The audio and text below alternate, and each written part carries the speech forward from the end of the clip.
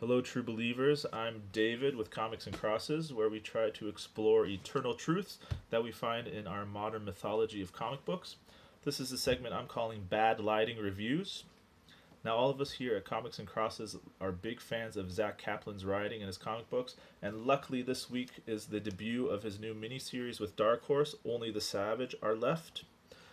And let me tell you, this was an excellent first issue.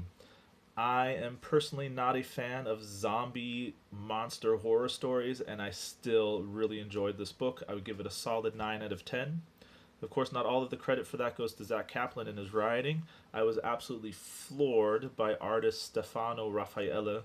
His art, his pictures, they got my attention and held on to my attention from page to page. He definitely uses kind of that widescreen cinematic style, and he uses it really well.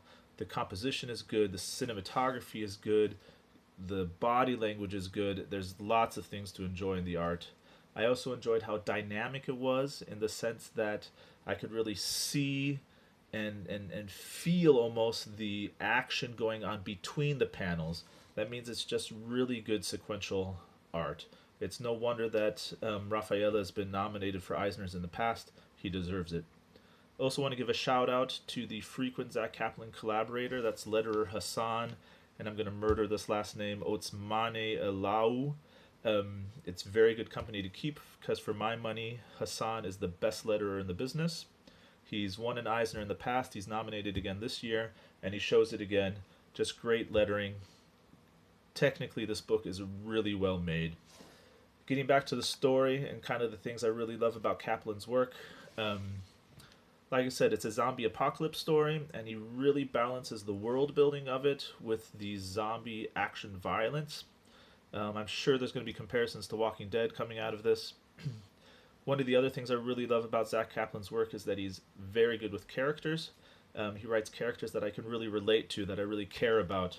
And that kind of gets into the next thing I want to talk about, where we're really thinking about eternal truths in these stories. There's some big themes, there's some big moral themes, and the best zombie monster stories really dig into moral themes.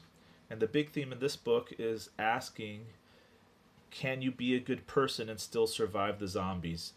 Or do you have to act like a monster in order to beat the monsters? In other words, do you have to be evil in a world overrun by evil in order to survive?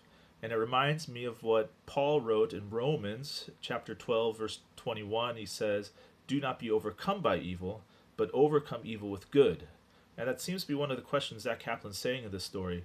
Is it possible to be in a zombie apocalypse and overcome this evil, these monsters, with good?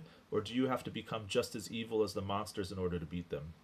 There are other really good moral questions in here. There's questions about passivity. Is it okay to just sit back and let the world go to hell as long as you're surviving and your loved ones are surviving?